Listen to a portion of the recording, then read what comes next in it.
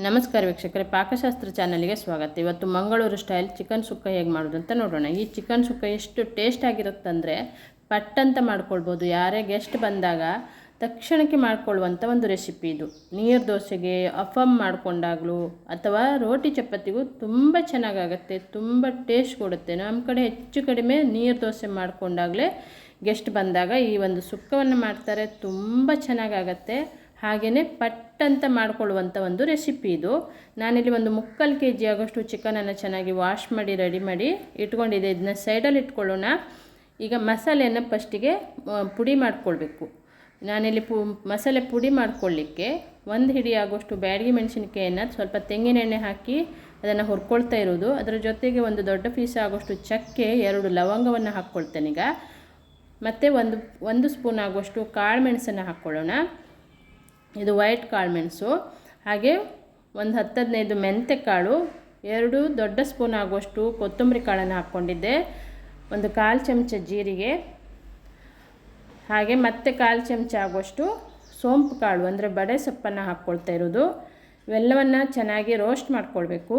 ಕೊನೆಯಲ್ಲಿ 1 ಸ್ಪೂನ್ ಆಗುವಷ್ಟು ಎಳ್ಳು, 1 ಸ್ಪೂನ್ ಆಗುವಷ್ಟು ಗಸಗಸೆಯನ್ನು ಕೊನೆಯಲ್ಲಿ ಹಾಕಿ ಇದನ್ನು ಫ್ರೈ ಮಾಡ್ಕೊಂಡ್ರೆ ಆಯಿತು. ಇವೆಲ್ಲವನ್ನು ಚೆನ್ನಾಗಿ ಫ್ರೈ ಮಾಡಿಕೊಂಡು ಇದನ್ನು ಎತ್ತಿಟ್ಕೊಳ್ತೇನೆ ಈಗ. ಇದನ್ನು ಎತ್ತಿಟ್ಕೊಂಡು ಸ್ವಲ್ಪ ತಣ್ಣಗಾದ ನಂತರ ಇದನ್ನಷ್ಟೇ ಪುಡಿ ಮಾಡ್ಕೊಳ್ಬೇಕು. ಮಿಕ್ಸಿ ಬೌಲಲ್ಲಿ ಹಾಕಿ ನಾನು ಪುಡಿ ಮಾಡ್ಕೊಳ್ತೇನೆ. ಈಗ ಅದೇ ಬಾಣಲಿಗೆ ಸ್ವಲ್ಪ ಎಣ್ಣೆ ಹಾಕಿ 1 ಈರುಳ್ಳಿ, 1 ಟೊಮೆಟೊ, ಒಂದು 4-5 ಎಸಳು ಬೆಳ್ಳುಳ್ಳಿಯನ್ನು ಹಾಕಿ ಇದನ್ನು ಫ್ರೈ ಮಾಡ್ಕೊಳ್ಳೋಣ. ಈಗ ಇದು ಚೆನ್ನಾಗಿ ಫ್ರೈ ಆಗಬೇಕು. ಅದು ಫ್ರೈ ಆಗ್ತಾ ಇದ್ದಂಗೆ ನಾನಿಲ್ಲಿ 1 ಬೌಲ್ ಆಗೋಷ್ಟು ತೆಂಗಿನಕಾಯಿ ತುರಿಯನ್ನು ತುರಿದಿಟ್ಕೊಂಡಿದ್ದೆ. ಇದನ್ನು ಕೂಡ ಈ ಟೊಮೆಟೊ ಮತ್ತು ಬೆಳ್ಳುಳ್ಳಿ, ಈರುಳ್ಳಿ ಜೊತೆಗೆ ಹಾಕಿ ಫ್ರೈ ಮಾಡ್ಕೊಳ್ತೇನೆ. ಈಗ ಇದು ಸ್ವಲ್ಪ ಫ್ರೈ ಆದ ನಂತರ ತೆಂಗಿನಕಾಯಿ ತುರಿಯನ್ನು ಹಾಕಿ ಫ್ರೈ ಮಾಡ್ಕೊಳ್ಬೇಕು. ಈ ಥರ ಫ್ರೈ ಮಾಡಿನೇ ತೆಂಗಿನಕಾಯಿ ತುರಿನ ಈ ಥರ ಟೊಮೆಟೊ ಈರುಳ್ಳಿನ ಹಾಕೋದ್ರಿಂದ ಟೇಸ್ಟು ಸೂಪರಾಗಿ ಬರುತ್ತೆ. ಈಗ ಈರುಳ್ಳಿ ಮತ್ತು ಟೊಮೆಟೊ ಚೆನ್ನಾಗಿ ಫ್ರೈ ಮೆತ್ತಗಾಗಿದೆ. ಈಗ ಹಸಿ ತೆಂಗಿನಕಾಯಿ ತುರಿಯನ್ನು 1 ಬೌಲ್ ಆಗುವಷ್ಟು ಹಾಕ್ಕೊಳ್ತಾ ಇರೋದು. ಯಾಕೆಂದರೆ ನಮ್ಮ ಪ್ರಮಾಣ ನೋಡಿಕೊಂಡು ನಾವು ತೆಂಗಿನಕಾಯಿಯನ್ನು ಹೆಚ್ಚು ಕಡಿಮೆ ಮಾಡ್ಕೊಳ್ಬೋದು. ಇಲ್ಲಿ ಚಿಕನ್ ಎಷ್ಟಿದೆ ನೋಡ್ಕೊಳ್ಬೇಕು. 1 ಬೌಲ್ ಆಗೋಷ್ಟು ತೆಂಗಿನಕಾಯಿ ತುರಿಯನ್ನು ಹಾಕಿದ್ದೆ. ಇಲ್ಲಿ ಒಂದು ಚಿಕನ್ ಬೇಯಿಸ್ಕೊಳ್ಳಿಕ್ಕೆ ಈಗ ನಾನು ರೆಡಿ ಮಾಡ್ತಾ ಇರೋದು. ಒಂದು ಬಾಣಲೆ ತೊಗೊಂಡು 3 ಸ್ಪೂನ್ ಆಗೋಷ್ಟು ಎಣ್ಣೆ, 1 ಸ್ಪೂನ್ ತುಪ್ಪ ಹಾಕಿದ್ದೆ, ಒಂದು 4-5 ಎಸಳು ಬೆಳ್ಳುಳ್ಳಿಯನ್ನು ಜಜ್ಜಿ ಹಾಕಿದೆ, 2 ಈರುಳ್ಳಿಯನ್ನು ದೊಡ್ಡದಾಗಿ ಈ ಥರ ತಿಳುವಾಗಿ ಅದನ್ನು ಕಟ್ ಮಾಡ್ಕೊಳ್ಬೇಕು. ಈಗ ಇದನ್ನು ಚೆನ್ನಾಗಿ ಎಣ್ಣೆಯಲ್ಲೇ ಫ್ರೈ ಮಾಡ್ಕೊಳ್ಳೋಣ. 1 ಚಿಟಿಕೆ ಆಗೋಷ್ಟು ಕಸ್ತೂರಿ ಮೆಥಿಯನ್ನು ಹಾಕ್ತಾಯಿದ್ದೆ. ಇವೆಲ್ಲವನ್ನು ಚೆನ್ನಾಗಿ ಎಣ್ಣೆಯಲ್ಲಿ ಫ್ರೈ ಮಾಡ್ಕೊಳ್ಬೇಕು. ಈಗ ಜಜ್ಜಿ ಇಟ್ಕೊಂಡಂಥ ಶುಂಠಿ ಮತ್ತು ಬೆಳ್ಳುಳ್ಳಿ ಪೇಸ್ಟನ್ನು ಹಾಕ್ಕೊಳ್ಳೋಣ. ನಾನು ಕುಟಾಣಿಯಲ್ಲಿನೇ ಜಜ್ಜಿ ಹಾಕ್ತಾಯಿದ್ದೆ. ಇದನ್ನು ಕೂಡ ಹಾಕಿ ಚೆನ್ನಾಗಿ ಹಸಿ ವಾಸನೆ ಹೋಗೋ ತನಕ ಇದನ್ನು ಫ್ರೈ ಮಾಡ್ಕೊಳ್ಬೇಕು. ಇಲ್ಲಿ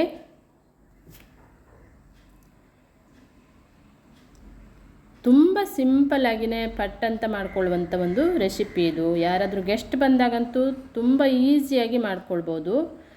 ಹಾಗೆ ರುಚಿನೂ ಕೂಡ ಹಾಗೆ ಸೂಪರಾಗಿ ಬರುತ್ತೆ.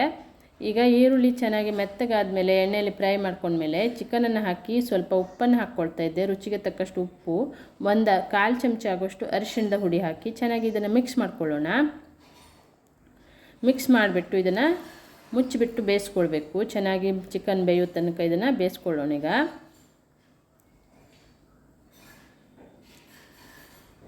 ಈ ಉಪ್ಪು ಹಾಕೋದ್ರಿಂದ ಚಿಕನಲ್ಲಿ ನೀರು ಬಿಟ್ಕೊಳ್ಳುತ್ತೆ. ನಾವು ಜಾಸ್ತಿ ನೀರು ಹಾಕುವ ಅವಶ್ಯಕತೆಯೂ ಇರೋದಿಲ್ಲ ಇಲ್ಲಿ. ಈಗ ಮುಚ್ಚಿಬಿಟ್ಟು ಇದನ್ನು ಬೇಯಿಸ್ಕೊಳ್ಳೋಣ. ಮುಚ್ಚಿ ಮತ್ತೆ ಇದನ್ನು ನೋಡಿಕೊಂಡು ಸ್ವಲ್ಪ ಕೈ ಆಡಿಸ್ಕೊಳ್ತಿರ್ಬೇಕು. ನೋಡಿ, ಈಗ ಚೆನ್ನಾಗಿ ನೀರೆಲ್ಲ ಬಿಟ್ಕೊಂಡಿದೆ ಚಿಕನಿಂದು. ಇನ್ನೂ ಒಂದು ಸ್ವಲ್ಪ ಹೊತ್ತು ಬೇಯಬೇಕಿದು.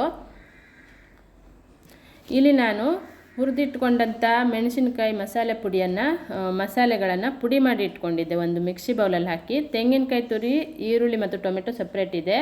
ಈಗ ಮೊದಲು ಮಸಾಲೆ ಪುಡಿಯನ್ನು ನಾನು ಸ್ವಲ್ಪವನ್ನು ಎತ್ತಿಟ್ಕೊಳ್ತೇನೆ. ಇದನ್ನು ಮತ್ತೆ ಕಡಿಮೆ ಆವಾಗ ಚಿಕನಿಗೆ ಹಾಕುವಾಗ ಖಾರ ಕಡಿಮೆ ಅನಿಸಿದರೆ ಆ ಮಸಾಲೆಯನ್ನು ಹಾಕ್ಕೊಳ್ಬೋದು. ಇದು ತುಂಬ ಜಾಸ್ತಿ ಆಗುತ್ತೆ, ಹಾಗಾಗಿ ಸ್ವಲ್ಪ ಮಸಾಲೆಯನ್ನು ಎತ್ತಿಟ್ಕೊಂಡಿದ್ದೆ ನಾನು. ಈಗ ಅದೇ ಮಿಕ್ಸಿ ಬೌಲಿಗೆ ತೆಂಗಿನಕಾಯಿ ತುರಿ, ಟೊಮೆಟೊ ಮತ್ತು ಈರುಳ್ಳಿ ಫ್ರೈಯನ್ನು ಹಾಕ್ಕೊಂಡು ಒಂದು ಸಣ್ಣ ಪೀಸ್ ಆಗುವಷ್ಟು ಹುಣಸೆ ಹುಳಿಯನ್ನು ಹಾಕಿದ್ದೆ. ಈಗ ಈ ಥರ ತರಿಯಾಗಿ ಅದನ್ನು ರುಬ್ಬಿ ರೆಡಿ ಮಾಡಿ ಇಟ್ಕೊಂಡಿದ್ದೆ. ನೋಡಿ, ಇದನ್ನು ಸಪ್ರೇಟಾಗಿ ಎತ್ತಿಟ್ಕೊಳ್ಳೋಣ. ಈಗ ಈ ಥರ ತರಿಯಾಗಿ ನಾವು ರುಬ್ಕೊಳ್ಬೇಕು. ಯಾಕೆಂದರೆ ನಾವು ಸುಕ್ಕ ಮಾಡ್ತಾ ಇರೋದ್ರಿಂದ ತುಂಬ ನೈಸ್ ಆಗೋದೇನು ಬೇಡ. ಈ ಕಡೆ ಚಿಕನು ಬೆಂದಿದೆ. ಈಗ ನೋಡಿ ಚೆನ್ನಾಗಿ ನೀರೆಲ್ಲ ಬಿಟ್ಕೊಂಡಿದೆ. ಈಗ ಚೆನ್ನಾಗಿ ಬೆಂದಿದೆ ಚಿಕನು. ಈಗ ರುಬ್ಬಿಟ್ಟಂಥ ಮಸಾಲೆಯನ್ನು ಹಾಕ್ಕೊಳ್ಳೋಣ. ಇಲ್ಲಿ ನಾನು 1 ಸ್ಪೂನ್, ದೊಡ್ಡ ಸ್ಪೂನ್ ಆಗುವಷ್ಟು ಗರಂ ಮಸಾಲೆ ಹುಡಿಯನ್ನು ಹಾಕ್ಕೊಳ್ತೇನೆ. ಇಲ್ಲಿ ಹಾಕ್ಬಿಟ್ಟು ಚೆನ್ನಾಗಿ ಮಿಕ್ಸ್ ಮಾಡಿಕೊಂಡು ಈಗ ಮತ್ತೆ ನಾವು ರುಬ್ಬಿಟ್ಕೊಂಡಂಥ ಮಸಾಲೆಯನ್ನು ಕೂಡ ಹಾಕ್ಕೊಳ್ಬೇಕು.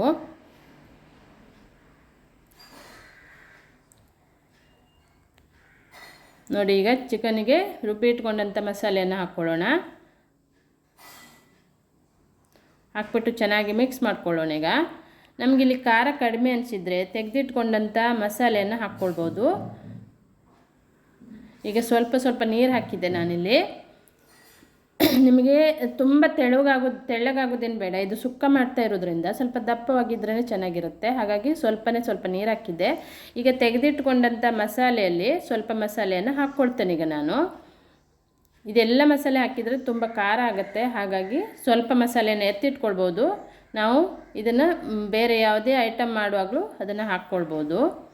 ಈಗ ಮಸಾಲೆ ಹಾಕಿ ಸ್ವಲ್ಪ ಉಪ್ಪನ್ನು ಹಾಕಿದೆ ನೋಡ್ಕೊಂಡು. ಮಸಾಲೆಗೆ ನಾವು ಉಪ್ಪು ಹಾಕಲಿಲ್ಲ, ಹಾಗಾಗಿ ರುಚಿಗೆ ತಕ್ಕಷ್ಟು ಉಪ್ಪನ್ನು ಹಾಕ್ಕೊಳ್ಬೇಕು. 1 ಚಿಟಿಕೆ ಕಸ್ತೂರಿ ಮೆಂತ್ಯನ ಹಾಕಿ ಇದನ್ನು ಚೆನ್ನಾಗಿ ಈಗ ಕುದಿಸ್ಕೊಳ್ಬೇಕು. ಚೆನ್ನಾಗಿ ಇದನ್ನು ಮಸಾಲೆ ಎಲ್ಲ ಬೇಯುವ ಹಾಗೆ, ಚಿಕನಿಗೆ ಹಿಡಿಯುವ ಹಾಗೆ ಅದನ್ನು ಚೆನ್ನಾಗಿ ಬೇಯಿಸ್ಕೊಳ್ಬೇಕು.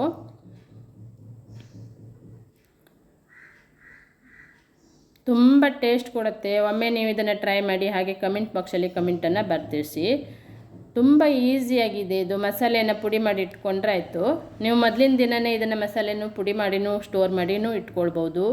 ತಕ್ಷಣಕ್ಕೆ ಮಾಡ್ಕೊಡ್ಲಿಕ್ಕೆ ಆಗಲಿಲ್ಲ ಅಂದರೆ ಈಗ ಲಾಸ್ಟಲ್ಲಿ ನಾನು ಕೊತ್ತಂಬರಿ ಸೊಪ್ಪನ್ನು ಹಾಕಿ ಸ್ಟವನ್ನು ಆಫ್ ಮಾಡ್ಕೊಳ್ತೇನೆ. ನೋಡಿದ್ರಲ್ಲ ವೀಕ್ಷಕರೇ, ಎಷ್ಟು ಸಿಂಪಲ್ಲಾಗಿ ಚಿಕನ್ ಸುಕ್ಕ ರೆಡಿಯಾಗಿದೆ ಅಂಥೇಳಿ.